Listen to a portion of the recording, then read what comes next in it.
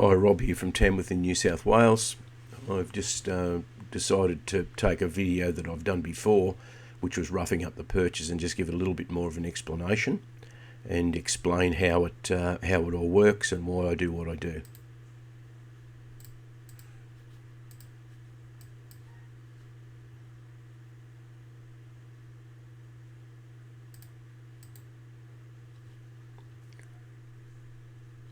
Right, so roughing up the perches and some tips I've got at the end. This is just a breeding cage showing you how I've got it set up. This is how I rough up the dowels. This is the blade that I use out of a sabre saw. This is a blade out of a jigsaw or a sabre saw. This one's actually out of a jigsaw, so you take the blade out and I put it in a So vise. all you've got to do is just push the thing nice and hard against it and just gouge bits and pieces out of it and just go round, and you'll see the end result. It's nice and rough so the birds can grip a hold of it. Here's the finished result. You can see how it's pretty well gouged. That doesn't take much effort to do. You just rub it over that thing with a little bit of pressure. I use this same process on all of the perches I use. If they're in the aviary and they're 6 feet long or more, I still run it over this to get that sort of effect.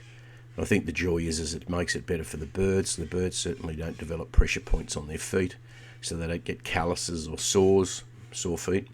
And it also allows the hens to grip the perch well when you've got a cockbird trying to mount her. And I guess the other thing is the birds these days are much bigger than they were in the old days, and everything you do, I guess, helps get fertile eggs, if you like, and preserve the birds. I'll use this and a square perch in each cage.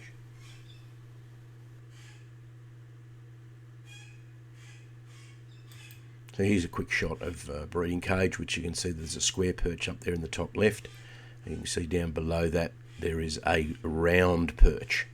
So they're both different diameters, so they're different sizes as well as different shapes.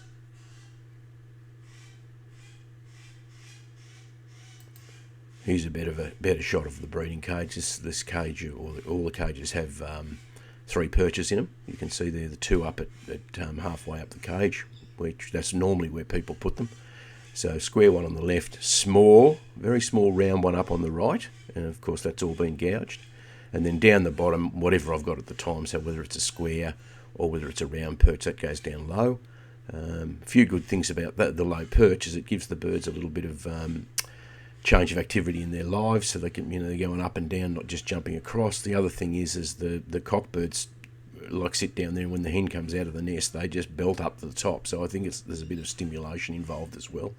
Out in the bush, you often see the wild birds, as in the parrot species, sit below the nest that the hen's in. So they don't sit above it, they sit below it. Must be to keep an eye out for what's going on. The other thing is these are great for the babies. Once the babies come out of the nest, these low perches work beautifully. So I think they've actually increased the fertility a little bit. And I think that my baby survival rate, as in they don't get attacked, I don't lose many birds being attacked. You'll see an ear raid shelter, as I call it, over there in the bottom right-hand corner. In some cases, I've got 2 in, sometimes 3, like if you've got an aggressive hen. I've got one at the moment up there that's got 4 trying to save it. And she's only a maiden hen, but God, she's a cow of a thing. So this is a flight cage, and you can see the same deal there. I'm using perches that are different sizes, different shapes, and they're all roughed up so that the birds have got something to grip hold to and give their feet a bit of exercise. I also use wild native branches. These are gum trees, which I've got a property, so I've got gum trees everywhere.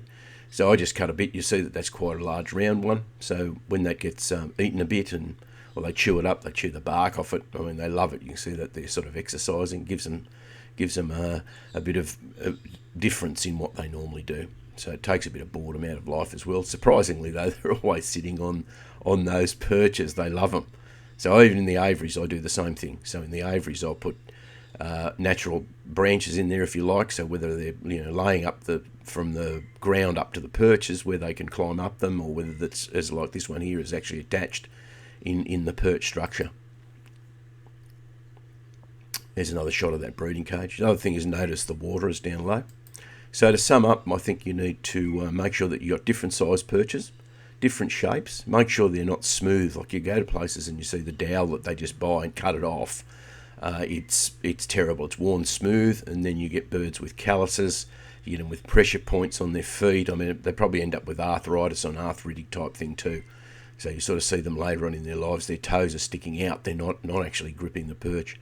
The other thing that's important is to securely attach your perches when you're using in the breeding cages. You want every opportunity for the cockbird and the hen to be able to mate properly. So if you've got a loose perch, they can't do it. And surprise, surprise, if it can possibly go wrong, it will. They're good little birds. They try their heart out for you, but you've got to make sure that you cover all bases. So the other thing too is natural branches. So in some cases, I even leave the leaves on. They chew the leaves up. That's because I'm from Australia, so they're native trees, so gum trees in general. And I'm sure they get a bit of stimulation and nutrition out of chewing the leaves and the bark off those perches. Well, anyway, thanks for watching. It's only a short video. Like and share it. And if you have any questions or you want anything clarified, just leave a message down below. Thank you, and have a great day.